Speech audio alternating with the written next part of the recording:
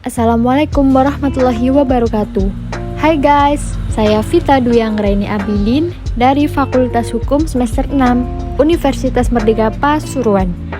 Pada kesempatan kali ini, saya akan menjelaskan mengenai asas, sumber, dan susunan hierarki hukum peradilan agama untuk memenuhi tugas dari Bapak Ahmad Sukron dengan mata kuliah Peradilan Agama dan Kompilasi Hukum Islam.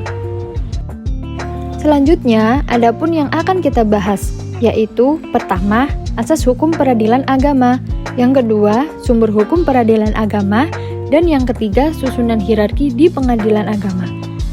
Dan dari yang ketiga ini, adapun subtema, yaitu yang pertama, kekuasaan kehakiman, kedua, perubahan Undang-Undang Nomor 4 Tahun 2004, yang ketiga, akibat peralihan, keempat, tempat kedudukan, dan yang terakhir, susunan badan peradilan agama. Selanjutnya, kita akan bahas dari tema yang pertama. Apa itu asas hukum peradilan agama? Jadi, peradilan agama merupakan kekuasaan kehakiman bagi rakyat mencari keadilan yang beragama Islam mengenai perkara-perkara tertentu, di antaranya perkawinan, kewarisan, wakaf, hibah, sodaqoh, dan dalam perkembangannya ditambah dengan ekonomi syariah.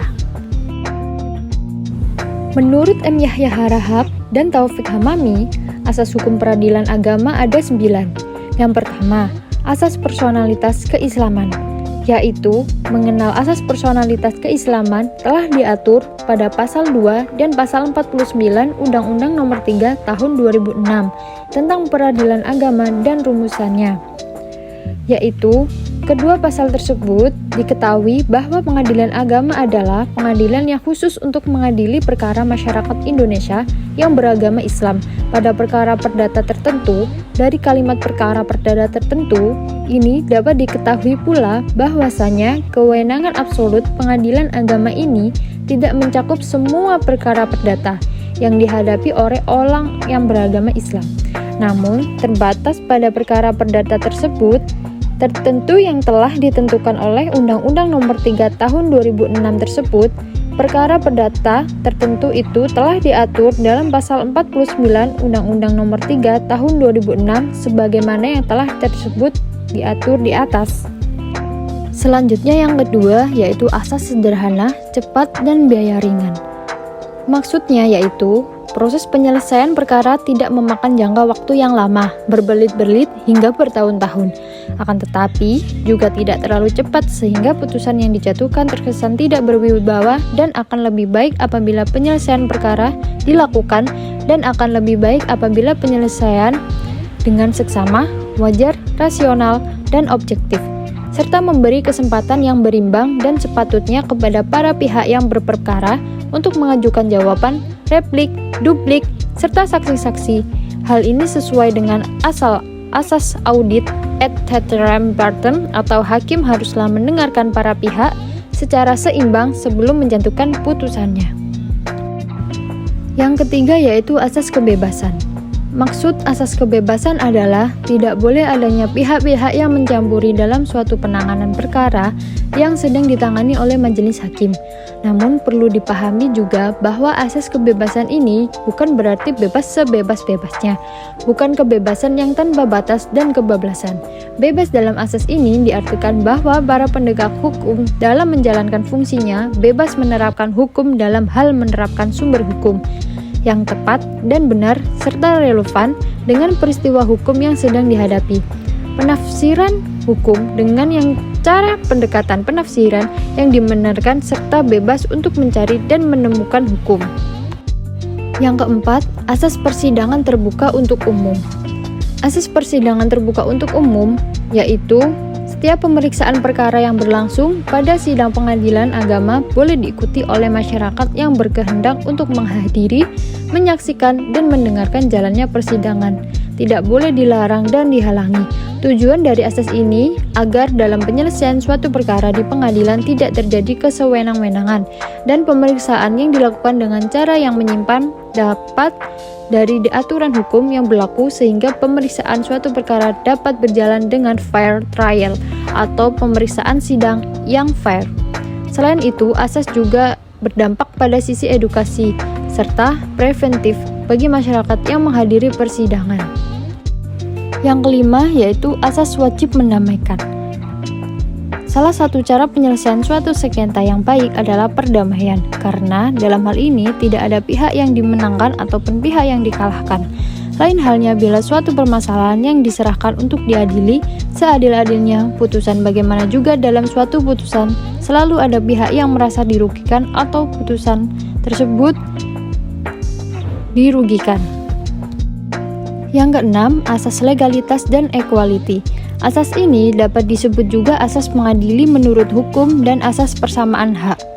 Hukum dan hak-hak para pihak mulai dari awal persidangan hingga berjatuhan putusan oleh majelis hakim dan eksekusi putusan adalah sama.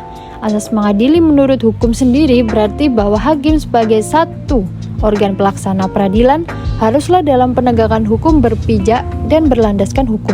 Tidak boleh keluar dari koridor hukum, sehingga semua tindakan yang dilakukan oleh rangka menjalankan fungsi dan kewenangan peradilan haruslah berdasarkan hukum yang berlaku. Yang ketujuh, yaitu asas aktif memberi bantuan. Dalam perkara-perkara yang menjadi kewenangan absolut, pengadilan, khususnya pengadilan agama, diwajibkan oleh negara untuk secara aktif memberikan bantuan kepada para pihak yang berkara. Yang kedelapan, asas tidak boleh menolak alasan tidak jelas. Termasuk dalam pasal 56 ayat 1 Undang-Undang Nomor 7 Tahun 1989.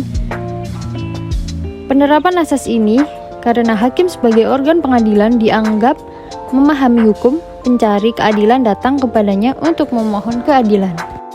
Yang terakhir, asas peradilan dilakukan dengan hakim majelis. Dalam proses persidangan harus dilakukan oleh majelis hakim. Majelis hakim ini sekurang-kurangnya terdiri dari 3 orang hakim. Salah satu hakim bertugas sebagai hakim ketua dan selebihnya bertugas sebagai hakim anggota majelis. Sebagaimana tertuang dalam pasal 11 ayat 1 dan 2 Undang-Undang Nomor 48 Tahun 2009 tentang kekuasaan kehakiman. Tema yang kedua yaitu sumber hukum peradilan agama. Apa saja sih sumber dari hukum peradilan agama itu? Jadi, sumber hukum peradilan agama yang pertama yaitu hukum Islam dari Al-Quran dan Hadis, Undang-Undang Nomor 1 Tahun 1974, Undang-Undang Nomor 7 Tahun 1989, Peraturan Pemerintah Nomor 9 Tahun 1975, Peraturan Pemerintah Nomor 28 Tahun 1977, Instruksi Presiden Nomor 1 Tahun 1991 tentang KHI, Peraturan Menteri Agama Nomor 2 Tahun 1987, Jurisprudensi, Ilmu Pengetahuan Hukum dalam Kitab Fikih, dan hukum positif yang berkaitan dengan tugas dan wewenang peradilan agama.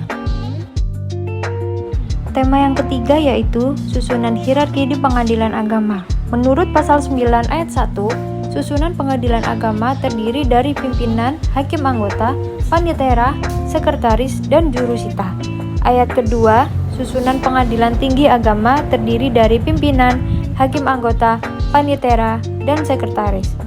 Di pasal 10 ayat 1, pimpinan pengadilan agama terdiri dari seseorang ketua dan seorang wakil ketua. Dari susunan hierarki di pengadilan agama ada 5, yakni yang pertama, kekuasaan kehakiman, yang kedua, perubahan Undang-Undang Nomor 4 Tahun 2004, yang ketiga, akibat peralihan, yang keempat, tempat kedudukan, dan yang kelima, susunan badan peradilan agama.